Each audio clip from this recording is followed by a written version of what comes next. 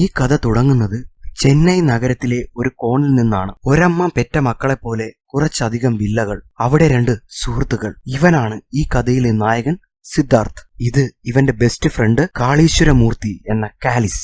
സിദ്ധാർത്ഥ് ഒരു app ഡെവലപ്പറും Kallis ഒരു അനിമേറ്ററുമാണ്. രണ്ടുപേരും കിട്ടുന്ന ക്യാഷ് കൊണ്ട് അടിച്ചു പൊളിച്ച് ജീവിക്കുന്നു. സേവിങ്സ് ഇല്ല, ഭാവിയെപ്പറ്റി ചിന്തയുമില്ല. അങ്ങനെയിരിക്കെ സിദ്ധാർത്ഥിന് ഒരു പെൺകുട്ടിയോട് ഇഷ്ടം തോന്നും. അവൻ ആ ഇഷ്ടം ഇതുവരെയും അവളോട് പറഞ്ഞിട്ടില്ല. അവളുടെ പേരെന്താണെന്ന് പോലും അറിയില്ല. ഒരു ദിവസം സിദ്ധാർത്ഥും കാലിസും പുറത്തേക്ക് ഇറങ്ങുമ്പോൾ ഒരു സൂപ്പർ മാർക്കറ്റിന്റെ മുന്നിൽ ആ പെൺകുട്ടിയുടെ സ്കൂട്ടർ ബജാജ് സണ്ണി ഇരിക്കുന്നത് കാണും. സിദ്ധാർത്ഥ് ആ ഷോപ്പിൽ കയറി അവിടെ മാകെ അവളെ പരതും. ഇവളാണ് മീര, സിദ്ധാർത്ഥ് ഇഷ്ടപ്പെടുന്ന പെൺകുട്ടി. മീര കുറച്ച് സാധനങ്ങൾ വാങ്ങി ബിൽ കൗണ്ടറിലെത്തി. ബാലൻസ് 1 രൂപയ്ക്ക് പകരം മിഠായി കൊടുത്തതിന്റെ പേരിൽ തർക്കിച്ച് കാഷ്യറുടെ കയ്യിൽ നിന്നും 1 രൂപ വാങ്ങിച്ചെടുത്ത മീരയെ കാണുമ്പോൾ സിദ്ധാർത്ഥ് കൂടുതൽ ഇംപ്രസ് ആകും. മീര അവിടുന്ന് തന്നെ ഒരു മൊബൈൽ റീചാർജ് കൂപ്പൺ വാങ്ങി ഇറങ്ങും. അടുത്ത ദിവസം സിദ്ധാർത്ഥും കാലിസും മീരയെ തിരക്കി ഇറങ്ങും. അപ്പോൾ ഒരു സ്കൂട്ടറുകാരൻ വന്ന് വട്ടം ചാടും. കാലിസ് സഡൻ ബ്രേക്ക് ഇടും. അയാളുമായി തർക്കിച്ചുകൊണ്ടിരിക്കുമ്പോൾ അവരുടെ കാറിന്റെ പിന്നിൽ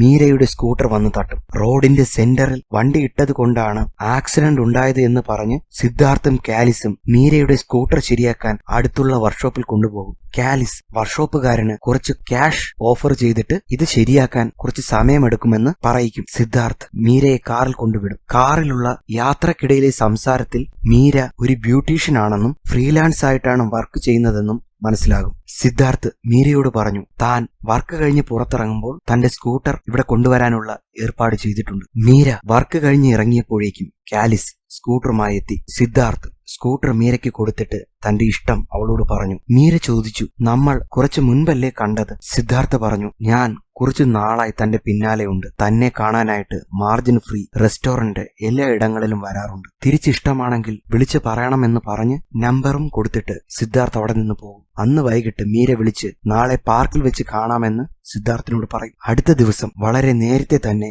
സിദ്ധാർത്ഥും കാലിസും പാർക്കിലെത്തും. കുറച്ചു സമയത്തിനുള്ളിൽ തന്നെ മീരയും ഫ്രണ്ട് ശ്രേയയും അങ്ങോട്ടേക്ക് വരും. മീര സിദ്ധാർത്ഥിനോട് യെസ് പറയും. ഇത് കണ്ട കാലിസ് ശ്രേയയെ ലൈൻ ഇടാൻ ശ്രമിക്കും. പിന്നെ അങ്ങോട്ട് മീരയുടെയും സിദ്ധാർത്ഥിന്റെയും പ്രണയം. റോഡ്, പാർക്ക്, ബീച്ച് എല്ലായിടത്തും അവർ പ്രണയിച്ച് നടക്കും. കൂടെ കാലിസും ശ്രേയയും. ശ്രേയ കാലിസിനൊപ്പം നടക്കുന്നുണ്ടെങ്കിലും ഒരു ഡിസ്റ്റൻസ് എപ്പോഴും കീപ്പ് ചെയ്യും. അങ്ങനെ ഇരിക്കെ ഒരു ദിവസം മീരയും ശ്രേയയും അവർ വളർന്ന ഓർഫണേജിലേക്ക് സിദ്ധാർത്ഥിനെയും കാലിസിനെയും കൊണ്ടുപോകും. എന്നിട്ട് സിദ്ധാർത്ഥിനോട് പറഞ്ഞു, ഞങ്ങൾ ഇവിടെയാണ് വളർന്നത്, ഞങ്ങൾ അനാഥരാണ്. സിദ്ധാർത്ഥ് പറഞ്ഞു, ഒരു തരത്തിൽ ഞാനും അനാഥനാണ്. അച്ഛനും അമ്മയും ഡിവോഴ്സായി വേറെ വേറെ കല്യാണം കഴിച്ചു. എനിക്ക് ഫാമിലി എന്ന് പറയാൻ കാലിസ് മാത്രമേ ഉള്ളൂ. ഇപ്പോൾ നിങ്ങളും. അന്ന് തന്നെ സിദ്ധാർത്ഥും കാലിസും താമസിക്കുന്ന വില്ലയിലേക്ക് മീരയെയും ശ്രേയയെയും കൊണ്ടുവരും. മീര ആ വീടിന്റെ ഇന്റീരിയർ മുഴുവൻ അവിടെയുള്ള സാധനങ്ങൾ വെച്ച് തന്നെ റീഅറേഞ്ച് ചെയ്ത് കിടിലമാക്കും. ശ്രേയ അവർക്ക് വേണ്ടിയുള്ള ഫുഡ് ഒരുക്കും. അന്ന് വൈകിട്ട് അവർ താമസിക്കുന്ന വീട്ടിൽ കൊണ്ട് വിട്ടതിന് ശേഷം പെട്രോൾ അടിക്കാനായിട്ട് പമ്പിൽ കയറും. പെട്രോൾ അടിച്ചതിന് ശേഷം കാർഡ് സ്വൈപ്പ് ചെയ്യുമെങ്കിലും 2 കാർഡ് ഡിക്ലൈൻ ആവും. 3ാമത്തെ കാർഡിൽ നിന്നും പേയ്മെന്റ് സെറ്റാക്കി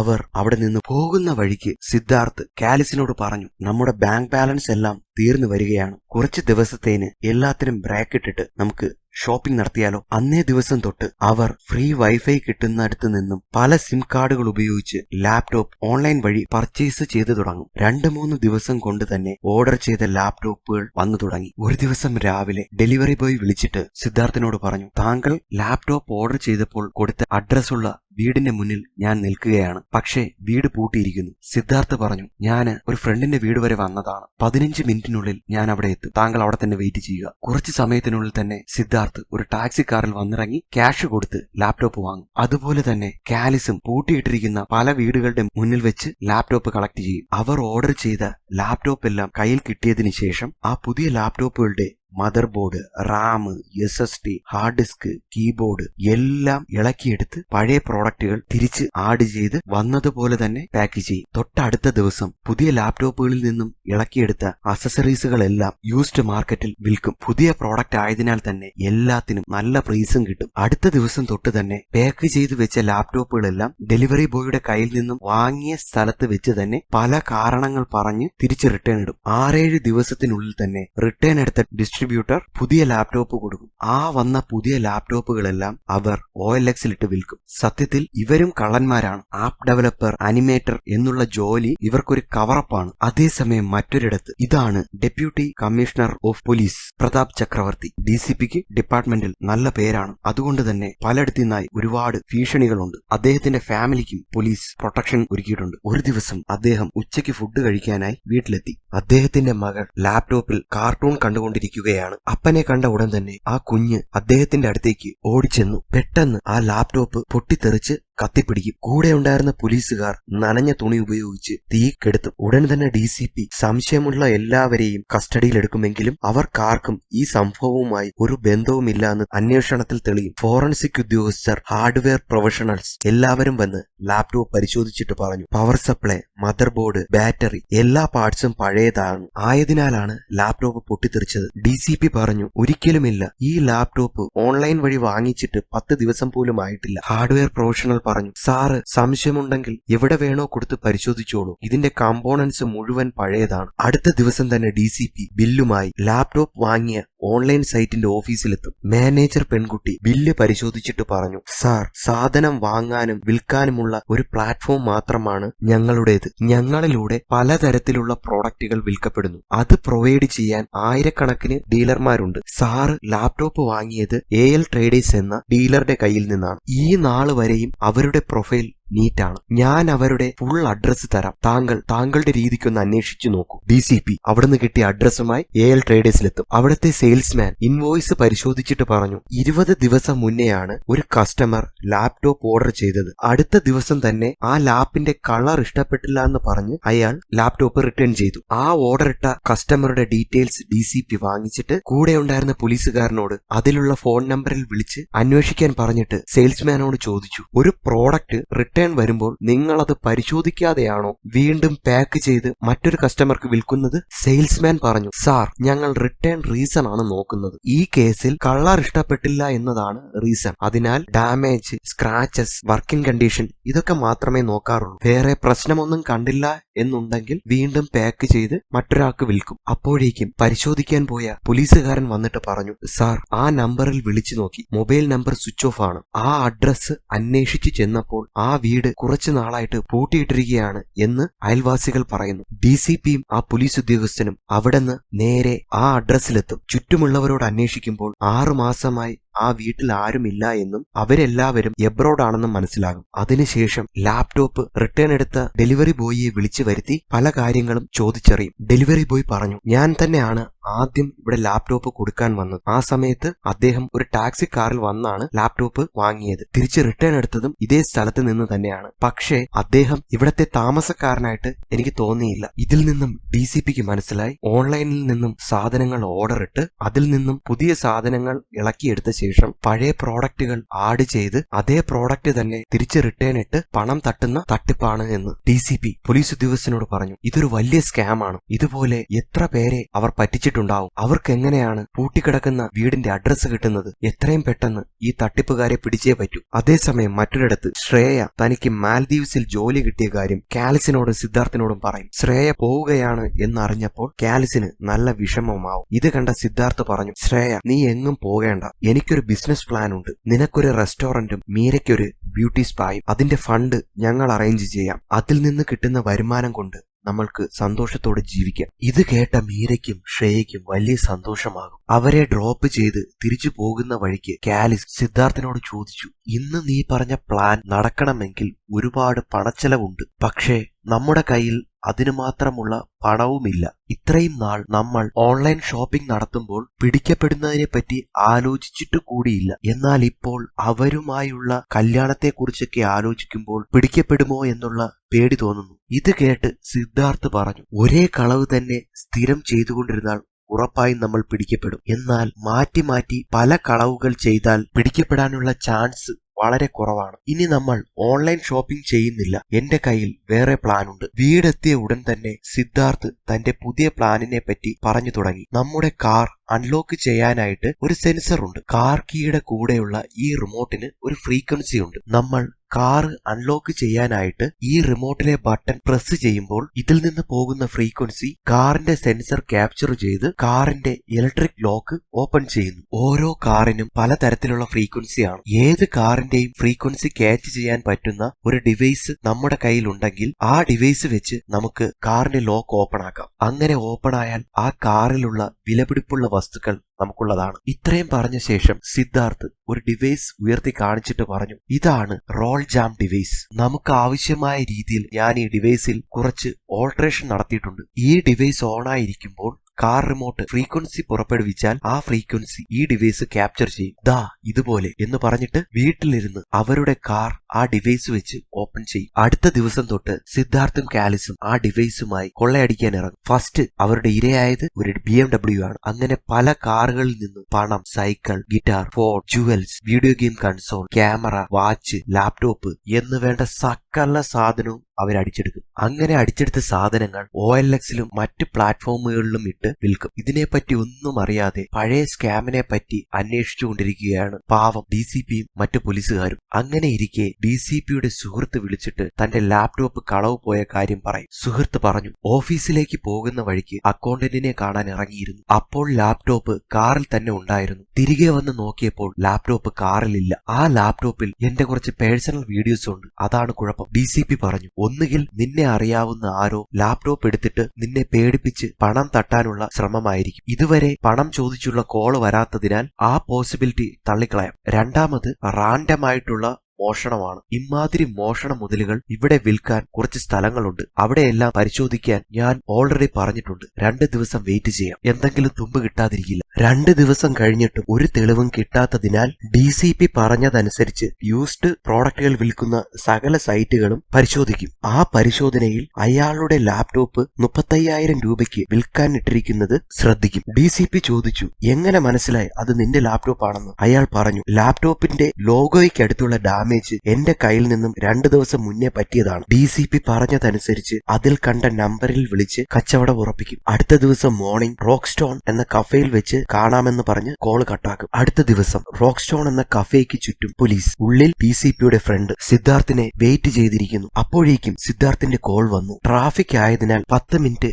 ലേറ്റ് ആകുമെന്ന് പറഞ്ഞ് കോള് കട്ടാക്കും. ഉടൻ തന്നെ ഫ്രണ്ട് DCPയെ വിളിച്ച് അവൻ 10 മിനിറ്റിനുള്ളിൽ വരുമെന്ന കാര്യം അറിയിക്കും. പക്ഷേ ഇതെല്ലാം കേട്ടുകൊണ്ട് തൊട്ടു പിന്നിൽ കാലിസ് ഇരിപ്പുണ്ടായിരുന്നു. കാലിസ് ഉടൻ തന്നെ സിദ്ധാർത്ഥിന് കോൾ ചെയ്ത് ചുറ്റും പോലീസ് ഉണ്ടെന്നുള്ള കാര്യം അറിയിക്കും. ഇവരുടെ പരിപാടിയെ ഇങ്ങനെ തന്നെയാണ്. ഒരാള് നേരത്തെ വന്ന് സറൗണ്ടിങ് നിരീക്ഷിക്കും. പ്രശ്നമൊന്നുമില്ല എങ്കിൽ അടുത്തയാള് സാധനം കൊണ്ടുകൊടുത്ത് ക്യാഷ് വാങ്ങും. കാലിസിന്റെ കോള് കിട്ടിയ ഉടൻ തന്നെ സിദ്ധാർത്ഥ് അവിടെ നിന്നും രക്ഷപ്പെടും. DCPക്കും മറ്റു പോലീസുകാർക്കും ഇത്രയും സമയവും കഴിഞ്ഞിട്ടും ആരും കോണ്ടാക്ട് ചെയ്യാത്തതിനാൽ ഡൗട്ട് തോന്നി ആ നമ്പറിൽ വിളിച്ചു നോക്കും. പക്ഷേ മൊബൈൽ സ്വിച്ച് ഓഫ് ആണ്. ആ നമ്പർ ട്രേസ് ചെയ്യാൻ ശ്രമിക്കുമെങ്കിലും പഴയ അവസ്ഥ തന്നെയാണ്. സ്ഥലങ്ങൾ മാറി മാറി കാണിച്ചുകൊണ്ടിരിക്കുന്നു. അതേസമയം മറ്റൊരിടത്ത് മീര റോഡിലൂടെ നടന്നു വരുമ്പോൾ ഒരു കള്ളൻ അവളുടെ ബാഗ് തട്ടിപ്പറിച്ചു ഓടും. പിന്നാലെ പോകുമെങ്കിലും അവനെ കിട്ടില്ല. സിദ്ധാർത്ഥും കാലിസും വീട്ടിലെത്തി ബാക്കിയുള്ള സകല സാധനങ്ങളും പാക്ക് ചെയ്തു. സിദ്ധാർത്ഥ് പറഞ്ഞു, അടുത്തടുത്തായി മിസ്റ്റേക്ക് വരുന്നു. ഇതൊരു ബാഡ് സൈൻ ആണ്. ഇനി നമ്മൾ പുതിയ പ്ലാൻ ഇട്ടാൽ ഉടൻ തന്നെ പിടിക്കപ്പെടും. അതിനാൽ നമുക്ക് ഇതെല്ലാം മതിയാക്കാം. അന്ന് തീരുമാനിച്ചിരുന്നത് പോലെ മീരയെയും ശ്രേയയെയും കൂട്ടി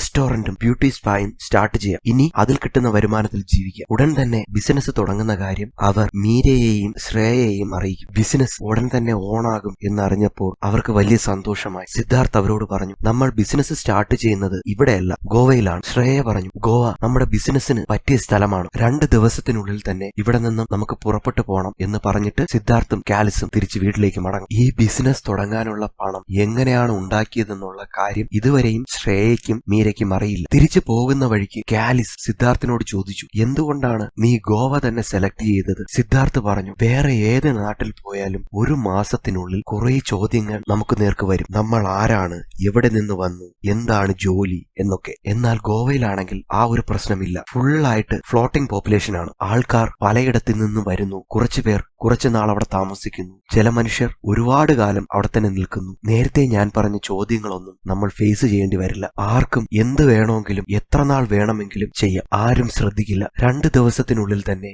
അവർ 4 പേരും പെട്ടിയും കിടക്കയും എടുത്ത് ഗോവയ്ക്ക് പുറപ്പെടും. അവിടെ എത്തിയ ഉടൻ തന്നെ സിദ്ധാർത്ഥ് തന്റെ കാറ് വിൽക്കും. താമസിക്കാൻ ഒരു വില്ല റെന്റിനെടുക്കും. അവർ അവിടെ അടിച്ചു പൊളിച്ച് നടക്കുമ്പോൾ നാട്ടിൽ DCP പ്രതാപ് സിദ്ധാർത്ഥിനെയും കാലിസിനെയും തപ്പി അവർ നേരത്തെ താമസിച്ചിരുന്ന വില്ലയിലെത്തും. DCP അവിടെ എങ്ങനെയാണ് എത്തിയത് എന്നുള്ള കാര്യം കുറച്ചു സമയത്തിനുള്ളിൽ തന്നെ നമുക്ക് മനസ്സിലാകും. DCP ഓണറുടെ കയ്യിൽ നിന്നും അദ്ദേഹത്തിന് മാസാമാസം വാടക വന്നുകൊണ്ടിരുന്ന അക്കൗണ്ട് ഡീറ്റെയിൽസ് വാങ്ങി ബാങ്കിൽ നിന്നും സിദ്ധാർത്ഥിന്റെ ഒറിജിനൽ ഫോൺ നമ്പർ എടുക്കും. അത് ട്രാക്ക് ചെയ്യുമെങ്കിലും നിലവിൽ സ്വിച്ച് ഓഫ് ആണ്. പക്ഷേ കുറച്ച് ദിവസത്തിനുള്ളിൽ തന്നെ സിദ്ധാർത്ഥ് അതേ മൊബൈലിൽ ഗോവയിൽ നിന്നും വാങ്ങിയ പുതിയ സിം കാർഡ് ഇടും. DCP IMEI നമ്പർ സർവേലൻസിൽ ഇട്ടിരുന്നതിനാൽ സിദ്ധാർത്ഥ് പുതിയ സിം കാർഡ് ഇട്ട ഉടൻ തന്നെ സൈബർ പോലീസിന് നോട്ടിഫിക്കേഷൻ വന്നു. ഇപ്പോൾ അവർ ഗോവയിലുണ്ടെന്ന്. DCPയും പോലീസുകാരും നേരെ ഗോവയിലേക്ക് തിരിക്കും. അടുത്ത ദിവസം തന്നെ അവർ ഗോവയിലെത്തി സിദ്ധാർത്ഥും കാലിസും താമസിച്ചിരുന്ന വീട് വളയും. ഡോറ് തുറക്കാൻ ശ്രമിക്കുമെങ്കിലും ലോക്കാണ്. ചവിട്ടി തുറന്ന് സിദ്ധാർത്ഥിനെയും കാലിസിനെയും പിടിക്കും. പോലീസുകാരിൽ ഒരാൾ വീട് മുഴുവൻ പരിശോധിച്ചിട്ട് പറഞ്ഞു, ഇവിടെ വേറെ ആരുമില്ല,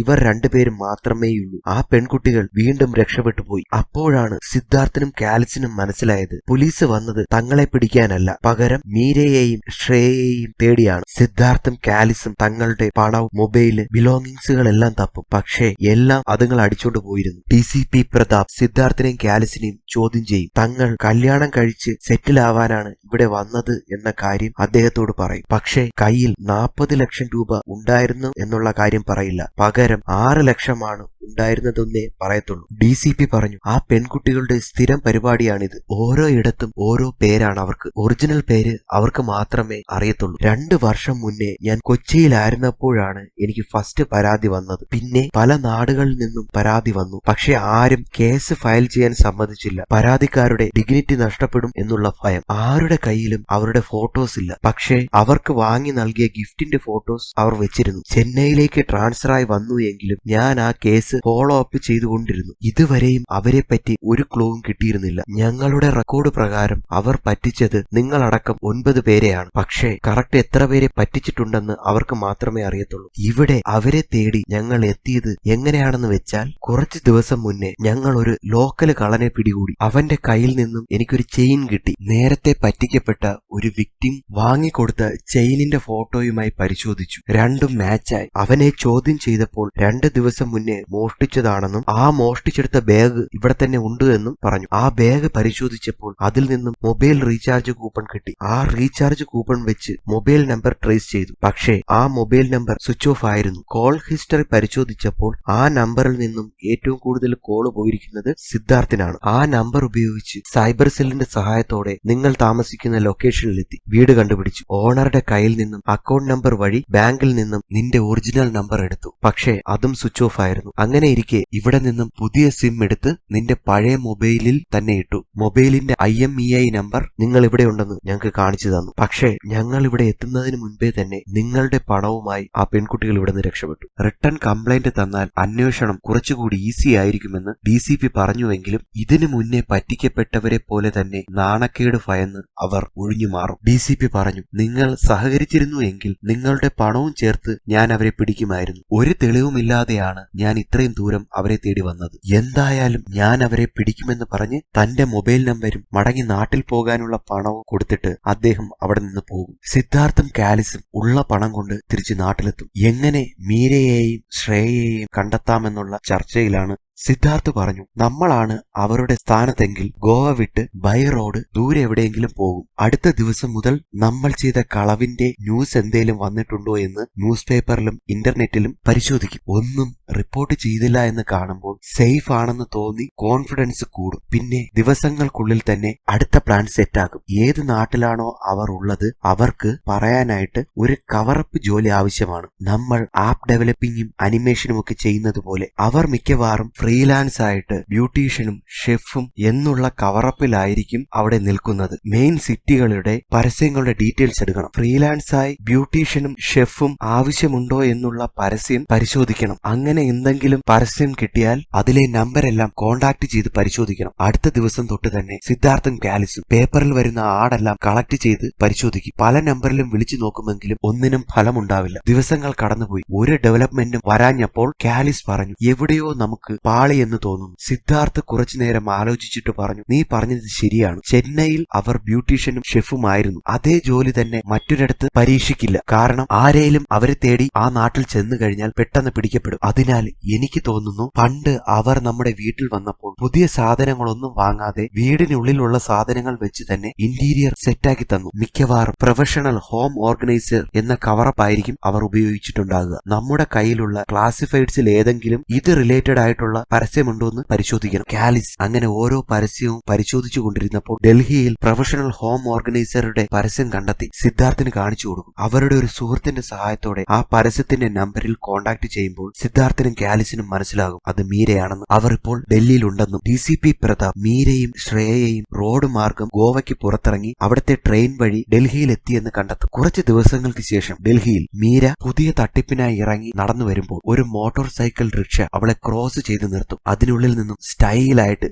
സിദ്ധാർത്ഥ് ഇറങ്ങിയ ഉടൻ തന്നെ അവളുമൊത്ത് 1-2 ഫോട്ടോസ് എടുത്തു വെക്കും. മീര സിദ്ധാർത്ഥിനെയും കാലിസിനെയും കൂട്ടി നിലവിൽ അവർ താമസിക്കുന്ന സ്ഥലത്തെത്തി. സിദ്ധാർത്ഥിനെയും കാലിസിനെയും കണ്ട് ഞെട്ടല് മാറാതെ ശ്രേയ നിന്നു. ഉടൻ തന്നെ മീര അവരിൽ നിന്നും അടിച്ചെടുത്ത പണം തിരികെ നൽകും. കാലിസ് പറഞ്ഞു, ഞങ്ങൾക്ക് പണമാണ് വേണ്ടതെങ്കിൽ നിങ്ങളെ തേടി നടക്കുന്ന DCP പ്രതാപിനോട് പറഞ്ഞാൽ മതിയായിരുന്നല്ലോ. നിങ്ങളെയും പണത്തെയും അദ്ദേഹം തേടി കണ്ടുപിടിക്കുമായിരുന്നു. സിദ്ധാർത്ഥ് പറഞ്ഞു, ഞങ്ങൾ ഇപ്പോഴും നിങ്ങളെ ഇഷ്ടപ്പെടുന്നുണ്ട്. നിങ്ങളിലും ആ ഇഷ്ടമുണ്ടെന്നാണ് ഞങ്ങൾ വിശ്വസിക്കുന്നത്. ഇത് കേട്ട മീര ചോദിച്ചു, നിങ്ങളെ ചതിച്ചാണ് പണം ഞങ്ങൾ അടിച്ചെടുത്തത്. പിന്നെ എങ്ങനെയാണ് നിങ്ങൾക്ക് ഞങ്ങളെ ഇഷ്ടപ്പെടാൻ പറ്റുക? കാലിസ് പറഞ്ഞു, ഞങ്ങളും നിങ്ങളെപ്പോലെ കള്ളന്മാർ തന്നെയാണ്. എന്നിട്ട് പണം സമ്പാദിച്ച പഴയ കഥകൾ മുഴുവൻ അവരോട് പറയും. ഇവന്മാര് നമ്മളെക്കാൾ വലിയ പുള്ളികളാണെന്ന് മനസ്സിലാക്കി മീരയും ശ്രേയയും ഞെട്ടിയിരിക്കും. സിദ്ധാർത്ഥ് പറഞ്ഞു, നമ്മൾക്ക് തമ്മിൽ അറിയാത്തതിന്റെ കൺഫ്യൂഷനാണ് ഇവിടെ സംഭവിച്ചത്. നമുക്ക് 4 പേർക്കും ചേർന്ന് പുതിയൊരു കളവ് നടത്താം. കുറഞ്ഞ സമയത്തിനുള്ളിൽ മാക്സിമം എമൗണ്ട് അടിച്ചെടുക്കണം. ആ ടൈം പീരീഡിൽ നിങ്ങൾക്ക് ഞങ്ങളെ ആത്മാർത്ഥമായി ഇഷ്ടപ്പെടാൻ പറ്റിയാൽ പിന്നീടുള്ള കാലം ഒരുമിച്ച് ജീവിക്കാം. അത് ഇന്ത്യയിലല്ല, പുറത്ത്. അഥവാ നിങ്ങൾക്ക് ഞങ്ങളെ ഇഷ്ടപ്പെടാൻ പറ്റുന്നില്ല എങ്കിൽ കിട്ടുന്ന എമൗണ്ട് 4 ഡിവൈഡ് ചെയ്ത് നിങ്ങൾ നിങ്ങളുടെ വഴിക്കും ഞങ്ങൾ ഞങ്ങളുടെ വഴിക്കും പോകും. ഞങ്ങൾക്കൊന്ന് ആലോചിക്കണമെന്ന് പറഞ്ഞ് മീരയും ശ്രേയയും അകത്തേക്ക് പോകും. ഫുഡ് ഉണ്ടാക്കിക്കൊണ്ടിരിക്കുന്നതിന്റെ ഇടയ്ക്ക് ശ്രേയ മീരയോട് പറഞ്ഞു, ഫുഡിൽ 2 ഉറക്ക ഗുളികകൾ ഇടാം. അരമണിക്കൂറിനുള്ളിൽ ഇവിടെ നിന്നും രക്ഷപ്പെടാം. മീര പറഞ്ഞു, വേണ്ട, നമ്മുടെ ഒരു ഡീറ്റെയിൽസും ഇല്ലാതെയാണ് അവർ നമ്മളെ തേടി ഇതുവരെയും എത്തിയത്. അതിനാൽ നമ്മൾ എവിടെ പോയി ഒളിച്ചാലും അവർ നമ്മളെ തേടിയെത്തും. ഫുഡ് കഴിച്ചുകൊണ്ടിരുന്നപ്പോൾ സിദ്ധാർത്ഥ് പറഞ്ഞു, ഞങ്ങൾക്ക് ടെക്നിക്കലായി മോഷ്ടിക്കാൻ അറിയാം. നിങ്ങൾക്ക് ആരെയും ഈസിയായി സംസാരിച്ച് വശത്താക്കി ചീറ്റ് ചെയ്യാനും അറിയാം. ഇത് രണ്ടും കൂടി ഒരുമിച്ച് ചെയ്താൽ ചെറിയ സമയത്തിനുള്ളിൽ വലിയ എമൗണ്ട് അടിച്ചെടുക്കാൻ കഴിയും. ഫുഡ് കഴിഞ്ഞുള്ള മീറ്റിംഗിൽ സിദ്ധാർത്ഥ് ചോദിച്ചു, ഇവിടെ വന്നതിന് ശേഷം എന്തായാലും നിങ്ങൾ ഫീൽഡ് വർക്ക് തുടങ്ങിക്കാണുമല്ലോ. ആരെങ്കിലും കിട്ടിയോ? മീര പറഞ്ഞു, 4-5 പേരെ സ്പോട്ട് ചെയ്തിട്ടുണ്ട്. ഒരു ഡയമണ്ട് മർച്ചന്റ് മാലിക്, ഒരു ഫിലിം ഫിനാൻസിയർ, ഒരു മിനിസ്റ്ററുടെ ബിനാമി, ഒരു ബിസിനസ്സുകാരൻ സൂരജ്. ഇവർ 4 പേരിലാണെങ്കിൽ സൂരജിനെ സെലക്ട് ചെയ്യാം. കാരണം അയാളുടെ കയ്യിൽ നിന്നും എത്ര രൂപ വേണമെങ്കിലും അടിച്ചെടുക്കാം. മാത്രമല്ല അയാൾ മേരീഡ് ആണ്. ഈ നാട്ടിൽ അദ്ദേഹത്തിന് നല്ല പേരാണ്. അതുകൊണ്ട് തന്നെ പോലീസിനെ അറിയിക്കാൻ സാധ്യതയില്ല. ഇത് കേട്ടിട്ട് സിദ്ധാർത്ഥ് പറഞ്ഞു, അങ്ങനെയാണെങ്കിൽ നമുക്ക് സൂരജിനെ തന്നെ ഉറപ്പിക്കാം. നാളെ മുതൽ അവർ നമ്മുടെ സർവൈലൻസിലായിരിക്കണം. മീര സൂരജിനെ പരിചയപ്പെട്ടത് മെഡിറ്റേഷൻ ക്ലാസ്സിൽ വെച്ചാണ്. സൂരജിനെ അവർ സ്പോട്ട് ചെയ്തതോടുകൂടി മീര മെഡിറ്റേഷൻ ക്ലാസ്സിന് സ്ഥിരം പോവാൻ തുടങ്ങി. സൂരജ് നൈസായിട്ട് മീരയെ ലൈൻ വലിച്ചു തുടങ്ങി. അതിനുള്ള സാഹചര്യം മീര തന്നെ ഒരുക്കി കൊടുത്തുകൊണ്ടിരുന്നു. സിദ്ധാർത്ഥ് ഒരു കാർ റെന്റിനെടുത്തു. ആ യാത്രയിൽ കാലിസിനോട് പറഞ്ഞു, നമ്മൾ ഇതുവരെ ചെയ്തതും ഈ ചെയ്യാൻ പോകുന്നതും തമ്മിൽ ഒരുപാട് വ്യത്യാസമുണ്ട്. പെർഫെക്റ്റായി ചെയ്താൽ മാത്രമേ നമ്മൾ പിടിക്കപ്പെടാതിരിക്കൂ. അതിനാൽ നീ എത്രയും പെട്ടെന്ന് തന്നെ സൂരജിന്റെ വീടിന്റെ കംപ്ലീറ്റ് ഡീറ്റെയിൽസ് എടുക്കണം. അന്നേ ദിവസം തൊട്ട് തന്നെ ശ്രേയയും കാലിസും സൂരജിന്റെ വീട് ചുറ്റിപ്പറ്റി നിന്ന് അവർക്ക് കഴിയാവുന്ന അത്രയും ഡീറ്റെയിൽസ് എടുക്കും. മീരയുമായി സൂരജ് പുറത്തു പോയ ദിവസം സൂരജിന്റെ വാട്സാപ്പ് മീരയുടെ ലാപ്പിലെ വാട്സാപ്പ് വെബുമായി സെറ്റാക്കും. ഇനി സൂരജിന്റെ വാട്സാപ്പിലൂടെ വരുന്ന എല്ലാ മെസ്സേജുകളും മീരയ്ക്കും സിമ്പന്തികൾക്കും കാണാൻ പറ്റും. അന്ന് തൊട്ട് സിദ്ധാർത്ഥ് അയാൾക്ക് വന്ന മെസ്സേജുകൾ പരിശോധിക്കുമെങ്കിലും അവർക്ക് ഉപയോഗപ്പെട്ട യാതൊരു ഇൻഫർമേഷനും അതിൽ നിന്ന് കിട്ടില്ല. അതിനാൽ സിദ്ധാർത്ഥ് മീരയ്ക്കൊരു റിസ്റ്റ് ബാൻഡ് കൊടുത്തിട്ട് പറഞ്ഞു, ഇനി നമുക്ക് സൂരജിന്റെ കംപ്ലീറ്റ് കോൺവെർസേഷൻ വേണം. അയാളുടെ കൂടെ ഉള്ളപ്പോൾ ഈ ബാൻഡ് ധരിക്കണം. അയാളുടെ ഫോൺ കോളുകൾ, അയാൾ കാഷ്വൽ ആയിട്ട് ആരെങ്കിലും മീറ്റ് ചെയ്യുകയാണെങ്കിൽ ആ കോൺവെർസേഷൻ എല്ലാം നമുക്ക് വേണം. അയാളുടെ അടുത്ത് ചെല്ലുമ്പോൾ എപ്പോഴും ഈ ബാൻഡിലെ റെക്കോർഡർ ഓൺ ആണെന്ന് ഉറപ്പുവരുത്തണം. ശ്രേയ സൂരജിന്റെ വൈഫ് പോകുന്ന ജിമ്മിൽ ജോയിൻ ചെയ്ത് ചെയ്ത് അവരുമായി സൗഹൃദം ഉണ്ടാക്കും. ഒരു ദിവസം മീരയും സൂരജും നടക്കുമ്പോൾ സൂരജിന്റെ സിമ്പന്തി കോൾ ഉണ്ടെന്ന് പറഞ്ഞ് ഒരു ഫോൺ കൊണ്ടു കൊടുക്കും. അയാൾ ആ ഫോണിൽ സംസാരിക്കുന്നത് മറ്റേതോ ഭാഷയിലാണ്. അതുകൊണ്ട് തന്നെ മീരയ്ക്കൊന്നും മനസ്സിലാകത്തില്ല. പക്ഷേ അയാളുടെ സംസാരം മുഴുവൻ റിസ്റ്റ് ബാൻഡിൽ റെക്കോർഡ് ആകുന്നുണ്ടായിരുന്നു. മീര തിരിച്ച് വീട്ടിലെത്തിയ ഉടൻ തന്നെ ബാൻഡ് സിദ്ധാർത്ഥിനെ ഏൽപ്പിക്കും. സിദ്ധാർത്ഥ് ട്രാൻസ്ലേറ്റർ ഉപയോഗിച്ചിട്ട് ഓഡിയോ കണ്ടന്റ് മനസ്സിലാക്കിയിട്ട് പറഞ്ഞു, സൂരജ് സംസാരിച്ച ഭാഷ അൽബേനിയയാണ്. മാത്രമല്ല ഏതോ ഒരു ബിസിനസ് ഡീലിന് വേണ്ടി സൂരജിന്റെ വീട്ടിലെ ഓഫീസിൽ അയാൾ 1 കോടി രൂപ ക്യാഷ് ആയിട്ട് വെച്ചിട്ടുണ്ട്. 3 ദിവസത്തിനുള്ളിൽ ആ ക്യാഷ് അവിടെ നിന്ന് പോകും. അതിനു മുമ്പ് നമുക്ക് ആ ക്യാഷ് അവിടെ നടിച്ചെടുക്കണം. കാലിസ് പറഞ്ഞു, സൂരജിന്റെ വീട്ടിൽ കയറി ക്യാഷ് എടുക്കാൻ പറ്റുമെന്ന് തോന്നുന്നില്ല.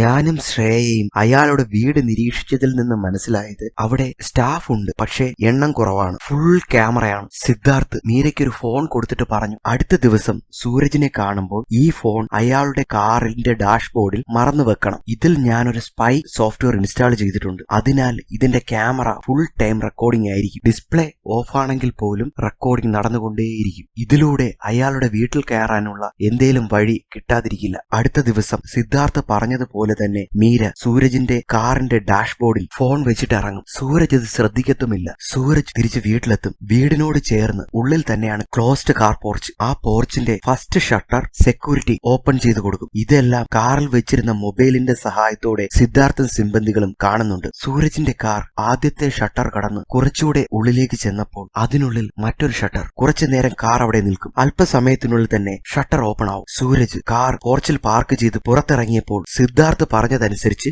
മീര ആ മൊബൈലിലേക്ക് വിളിച്ചിട്ട് പറഞ്ഞു, ഇത് തന്റെ മൊബൈലാണെന്നും കാറിൽ മറന്നു വെച്ചതാണെന്നും പറയും. അടുത്ത ദിവസം കാണുമ്പോൾ തിരിച്ചു തരാമെന്ന് പറഞ്ഞ് സൂരജ് മൊബൈൽ കോട്ടിന്റെ പോക്കറ്റിലേക്ക് ഇടും. പോർച്ചിൽ നിന്നും സ്റ്റെപ്സ് കയറി ഓഫീസ് റൂമിന്റെ വാതിൽ തുറക്കാനായിട്ട് തള്ളവിരൽ സ്കാൻ ചെയ്യും. ആ റൂമിൽ കയറിയ ഉടൻ തന്നെ കയ്യിലുള്ള ഒരു ഡോക്യുമെന്റ് വെക്കാനായിട്ട് അവിടുത്തെ ലോക്കറിന്റെ പാസ്വേഡ് ടൈപ്പ് ചെയ്യാൻ ഒരുങ്ങുമ്പോൾ മീരയുടെ മൊബൈലിലേക്ക് ഒരു കോൾ വരും. സൂരജ് കോൾ അറ്റൻഡ് ചെയ്യും. അതൊരു റോങ് നമ്പർ ആയിരുന്നു. കോൾ കട്ടാക്കിയ ശേഷം അയാൾ ഫോൺ കയ്യിൽ വെച്ചുകൊണ്ട് തന്നെ ലോക്കറിന്റെ പാസ്വേഡ് ടൈപ്പ് ചെയ്യും. ഫോൺ കയ്യിലായതിനാൽ സിദ്ധാർത്ഥിനും സിമ്പന്തികൾക്കും പാസ്വേഡ് എന്താണെന്ന് കാണാൻ പറ്റിയില്ല. കീ നെക്കുമ്പോഴുള്ള ബീപ്പ് സൗണ്ട് മാത്രമേ കേൾക്കാൻ പറ്റിയുള്ളൂ. ഡോക്യുമെന്റ് ആ ലോക്കറിൽ വെക്കുന്നതിന് തൊട്ടു മുന്നേ മീരയുടെ ഫോൺ അയാൾ തിരിച്ചു കോട്ടിലേക്ക് ഇടും. ആ ലോക്കർ നിറച്ച് പണം അടുക്കി വെച്ചിരിക്കുന്നു. ഇത് കണ്ട് സിദ്ധാർത്ഥും സിമ്പന്തികൾക്കും വലിയ സന്തോഷമാകും. അടുത്ത ദിവസം സൂരജും അയാളുടെ പാർട്ണറും തമ്മിലുള്ള മീറ്റിംഗിൽ അതെല്ലാം ലൈവായിട്ട് സിദ്ധാർത്ഥും സിമ്പന്തികളും കണ്ടുകൊണ്ടിരിക്കുകയാണ്. ഒരുപക്ഷെ അവരുടെ സംസാരത്തിൽ എന്തെങ്കിലും ഇൻഫർമേഷൻ വീണ് കിട്ടിയാലോ എന്നുള്ള പ്രതീക്ഷയും അവർക്കുണ്ട്. പെട്ടെന്ന് സൂരജ് ഒരു തോക്കെടുത്ത് പാർട്ണറെ വെടിവെച്ച് കൊല്ലും. ഇത് കണ്ട് സിദ്ധാർത്ഥും സിമ്പന്തികളും ഞെട്ടും. കാലിസ് മീരയോട് ചോദിച്ചു, സത്യത്തിൽ നിങ്ങൾ ഇയാളെ പറ്റി നല്ലോണം ഫീൽഡ് വർക്ക് ചെയ്തായിരുന്നോ? ഇയാൾ എന്ത് ബിസിനസ്സാണ് ചെയ്യുന്നത്? ഇതെല്ലാം കേട്ട സിദ്ധാർത്ഥ് പറഞ്ഞു, സൂരജ് ഒരു ഡ്രഗ് ഡീലറാണ്. അവൻ ആ ഡീലിന് വേണ്ടി വെച്ചിരിക്കുന്ന ക്യാഷാണ് നമുക്ക് അടിച്ചെടുക്കേണ്ടത്. മീര പറഞ്ഞു, സത്യത്തിൽ അയാൾ ഒരു ബിസിനസ്സുകാരൻ ആണെന്നുള്ള കാര്യം മാത്രമേ ഞങ്ങൾക്ക് അറിയത്തുള്ളായിരുന്നു. ഡ്രഗ് ഡീലർ ആണെന്നുള്ള കാര്യം സിദ്ധാർത്ഥ് പറഞ്ഞപ്പോൾ മാത്രമാണ് ഞങ്ങൾ അറിയുന്നത്. എന്തായാലും നമുക്ക് ഈ പ്രോജക്റ്റ് വേണ്ട, ഇവിടെ വെച്ച് ഉപേക്ഷിക്കാം. ഇതെല്ലാം കേട്ട് സിദ്ധാർത്ഥ് പറഞ്ഞു, സത്യത്തിൽ ഇപ്പോഴാണ് പ്രോജക്റ്റ് ഓൺ ആയത്. അയാൾ ആ പണം ഇല്ലീഗൽ ഡീലിങ്ങിന് വെച്ചിരിക്കുന്നതാണ്. അതുകൊണ്ട് തന്നെ പണം പോയ വിവരം അദ്ദേഹത്തിന് പോലീസിൽ കംപ്ലൈന്റ് ചെയ്യാൻ പറ്റില്ല. പിന്നെ നിങ്ങൾ കരുതുന്നത് പോലെ അത് 1 കോടി രൂപയല്ല, 1 കോടി US$ആണ്. അതായത് 72 കോടി രൂപ. 72 കോടിയാണ് സൂരജിന്റെ കയ്യിലുള്ളത് എന്ന് കേട്ടപ്പോൾ ഭയത്തോടെയാണെങ്കിലും എല്ലാവരും റിസ്ക് എടുക്കാമെന്ന് സമ്മതിക്കും. മീര ചോദിച്ചു, നമ്മൾ എങ്ങനെ സൂരജിന്റെ വീട്ടിൽ കയറി പണമെടുക്കും? സിദ്ധാർത്ഥ് പറഞ്ഞു, അയാളുടെ വീട്ടിലേക്ക് കയറാനുള്ള ഒരേ ഒരു വഴി അയാളുടെ കാറാണ്. ആ കാറിന്റെ കീ ഹാക്ക് ചെയ്ത് കാർ എടുക്കാം. പക്ഷേ പോർച്ചിലേക്കുള്ള രണ്ടാമത്തെ ഷട്ടർ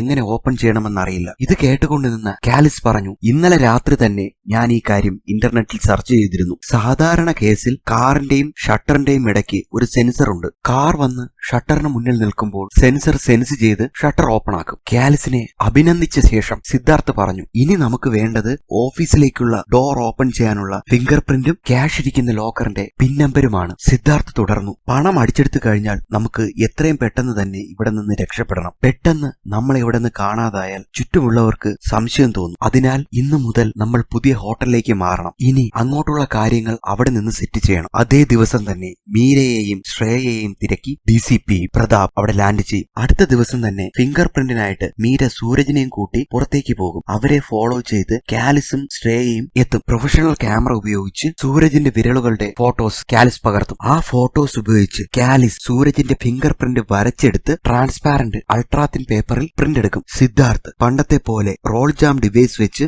സൂരജിന്റെ കാറിന്റെ കീ ഹാക്ക് ചെയ്യും. എന്നിട്ട് അയാളുടെ ഓഫീസിലിരിക്കുന്ന സെയിം മോഡൽ ലോക്കർ ഓർഡർ ചെയ്ത് വരുത്തും. ആ ലോക്കറിലെ കീപാഡിന്റെ ടോൺ റെക്കോർഡ് ചെയ്ത് മീര ഡാഷ്ബോർഡിൽ വെച്ച മൊബൈലിലെ വീഡിയോ ക്ലിപ്പിൽ നിന്നും കീപാഡ് ടോണിന്റെ ഓഡിയോ കട്ട് ചെയ്ത് രണ്ട് ലോക്കറിന്റെയും കീപാഡ് ടോൺ കമ്പയർ ചെയ്ത് പാസ്വേഡ് കണ്ടുപിടിക്കും. ഇനിയുള്ള ഏറ്റവും അടുത്ത ദിവസം തന്നെ പണം അടിച്ചെടുക്കാമെന്ന് സിദ്ധാർത്ഥും സിമ്പന്തികളും തീരുമാനിക്കും. അതിനായി മീര സൂരജിനെയും കൊണ്ട് പുറത്തു പോകണം. ശ്രേയ അയാളുടെ വൈഫിനെ ഷോപ്പിങ്ങിനായിട്ട് പുറത്തേക്ക് കൂട്ടിക്കൊണ്ടു പോകണം. ആ സമയത്ത് സിദ്ധാർത്ഥും കാലിസും പണം ഓഫീസിൽ നിന്നും അടിച്ചെടുക്കും. ഇതാണ് അവരുടെ പ്ലാൻ. മോഷണത്തിന്റെ അന്നേ ദിവസം രാവിലെ സൂരജ് വന്ന് മീരയെ പിക്ക് ചെയ്യും. സിദ്ധാർത്ഥും കാലിസും അവരെ ഫോളോ ചെയ്യും. ബ്ലൂടൂത്ത് ഹെഡ്സെറ്റിന്റെ സഹായത്തോടെ സൂരജിന്റെയും മീരയുടെയും കോൺവെർസേഷൻ സിദ്ധാർത്ഥിന് കേൾക്കാൻ പറ്റുന്നുണ്ടായിരുന്നു. അതേസമയം ശ്രേയ സൂരജിന്റെ വൈഫുമായി ഷോപ്പിങ്ങിന് ഇറങ്ങും. സിദ്ധാർത്ഥിന്റെയും സിമ്പന്തികളുടെയും പ്ലാൻ തെറ്റിച്ചുകൊണ്ട് സൂരജ് മാളിൽ ചുറ്റി നടക്കുന്നതിന് പകരം അയാളുടെ ഫാം ഹൌസിലേക്ക് മീരയെ കൊണ്ടുപോകും. ഈ ഫാം ഹൌസിൽ വെച്ചാണ് സൂരജ് അയാളുടെ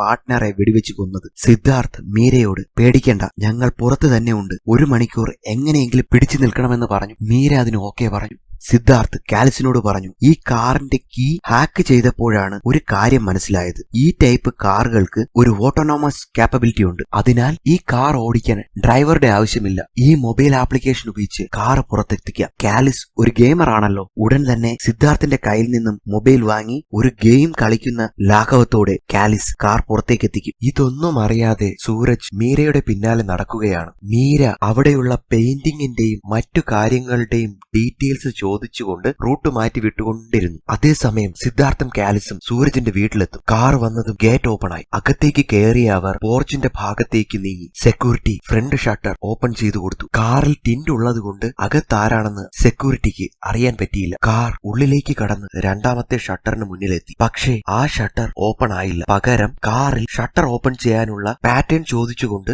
ഒരു വിൻഡോ സ്ക്രീനിൽ തെളിഞ്ഞു വന്നു. അവർ കരുതിയിരുന്നത് കാറ് ഷട്ടറിന്റെ മുന്നിൽ ചെന്ന് നിൽക്കുമ്പോൾ സെൻസറിന്റെ സഹായത്തോടെ ഓട്ടോമാറ്റിക് ആയിട്ട് ഷട്ടർ ഓപ്പൺ ആവുമെന്നായിരുന്നു. ടെൻഷനായ കാലിസ് 2 പാറ്റേൺ ട്രൈ ചെയ്യുമെങ്കിലും അത് രണ്ടും തെറ്റായിരുന്നു. ഉടൻ തന്നെ സിദ്ധാർത്ഥ് മീരയെ കോളിൽ കണക്ട് ആക്കിയിട്ട് സൂരജിന്റെ ഫോൺ അൺലോക്ക് ചെയ്യുന്ന പാറ്റേൺ വേണമെന്ന് പറഞ്ഞു. മീര ആ പാറ്റേൺ കിട്ടാനായിട്ട് അവിടെ കണ്ട ഒരു വാൾ ഹാങ്ങിങ്ങിന്റെ മുന്നിൽ നിന്ന് സെൽഫി എടുക്കാമെന്ന് പറഞ്ഞ് സൂരജിന്റെ ഫോൺ വാങ്ങും. കുറച്ചു നേരം കഴിഞ്ഞിട്ടും മീര ഒന്നും പറയാഞ്ഞപ്പോൾ സിദ്ധാർത്ഥിന് മനസ്സിലായി അൺലോക്ക് ചെയ്യുന്ന പാറ്റേൺ പറഞ്ഞു മനസ്സിലാക്കാൻ പറ്റാത്ത രീതിക്കുള്ള എന്തോ ആണ്. ഉടൻ സിദ്ധാർത്ഥ് പറഞ്ഞു, പാറ്റേണിന്റെ ഡോട്ട്സ് മൊബൈലിലെ ഡയൽ പാഡുമായി മാച്ച് ചെയ്യണം. അതായത് ഫസ്റ്റ് ഡോട്ട് 1 സെക്കൻഡ് ഡോട്ട് 2 എന്ന രീതിക്ക്. അത് കേട്ട മീര സൂരജിന്റെ ഫോൺ ഒരിക്കൽ കൂടി ലോക്ക് ചെയ്യും. സൂരജ് വീണ്ടും ഫോൺ അൺലോക്ക് ചെയ്യുന്ന സമയത്ത് നമ്പേഴ്സ് വെച്ച് ലോക്കിന്റെ പാറ്റേൺ സിദ്ധാർത്ഥിന് പറഞ്ഞു കൊടുക്കും. ഉടൻ തന്നെ ഷട്ടർ ഓപ്പൺ ആവും. കാർ പോർച്ചിൽ പാർക്ക് ചെയ്തിട്ട് അവർ രണ്ടുപേരും ഇൻഫ്രാറെഡ് ലൈറ്റ് ഉള്ള 2 ക്യാപ്പ് വെച്ച് മുകളിലേക്ക് കയറും. സൂരജിന്റെ ഫിംഗർ പ്രിന്റ് കോപ്പി എടുത്തത് ഉപയോഗിച്ച് ഡോർ ഓപ്പൺ ആക്കും. നേരെ ലോക്കറിന്റെ അടുത്ത് പോയി പാസ്വേഡ് ടൈപ്പ് ചെയ്ത് ലോക്കർ ഓപ്പൺ ആക്കും. ആ ലോക്കറിലുള്ള കംപ്ലീറ്റ് പണവും അവർ കൊണ്ടുവന്ന 2 ബാഗുകളിലാക്കി അവിടെ നിന്നും ഇറങ്ങി തിരിച്ച് സൂരജിന്റെ ഫാം ഹൌസിലെത്തും. കാർ എങ്ങനെയാണോ എടുത്തത് അതേ രീതിക്ക് തന്നെ തിരിച്ച് പാർക്ക് ചെയ്യും. എന്നിട്ട് ശ്രേയയ്ക്കും മീരയ്ക്കും രക്ഷപ്പെടാനായിട്ട് കോള് കൊടുക്കും. കോള് കിട്ടിയ ഉടൻ തന്നെ ശ്രേയ സൂരജിന്റെ വൈഫ് കാണാതെ അവിടെ നിന്നും രക്ഷപ്പെടും. അതേസമയം മീര എന്തോ ഗിമിക്ക് കാട്ടി മൂക്കിൽ നിന്നും ചോര വരുത്തി തലകറങ്ങി വീഴും. ഇത് കണ്ട് ഭയന്ന സൂരജ് മീരയെ എടുത്ത് ഹോസ്പിറ്റലിൽ കൊണ്ടുപോകും. അയാൾ ഹോസ്പിറ്റലിന്റെ മുന്നിൽ കാർ പാർക്ക് ചെയ്ത് അകത്ത് കയറി സ്റ്റാഫിനെയും വിളിച്ച് പുറത്തു വന്നപ്പോൾ മീര അവിടെ നിന്ന് രക്ഷപ്പെട്ട് കഴിഞ്ഞിരുന്നു. എന്താണ് സംഭവിച്ചതെന്ന് മനസ്സിലാവാതെ സൂരജ് ഞെട്ടി നിൽക്കും. അതേസമയം സിദ്ധാർത്ഥും കാലിസും മീരയെയും ശ്രേയയെയും പിക്ക് ചെയ്ത് പണവുമായി തിരിച്ച് ഹോട്ടലിലെത്തും. സകല സാധനവും പാക്ക് ചെയ്ത് 2 ബുള്ളറ്റുകളിൽ രക്ഷപ്പെടാൻ നിൽക്കുമ്പോൾ കാലിസ് പറഞ്ഞു, നമ്മൾ ഇവിടെ നിന്നും രക്ഷപ്പെട്ട് മണിപ്പൂര് വഴി ബർമ, അവിടെ നിന്ന് നേരെ തായ്ലൻഡാണ് പോകാൻ ഉദ്ദേശിക്കുന്നത്. ഇത് കേട്ട മീരയ്ക്കും ശ്രേയയ്ക്കും വലിയ സന്തോഷമാകും. അവർ അവിടെ നിന്നും മെയിൻ റോഡിലേക്ക് ഇറങ്ങുമ്പോൾ ഫുൾ ചെക്കിംഗ്. നോക്കുമ്പോൾ DCP പ്രതാപും പോലീസുകാർ. സിദ്ധാർത്ഥ് പറഞ്ഞു, നിങ്ങൾ ഇവിടെ നിന്ന് 40 കിലോമീറ്റർ മാറി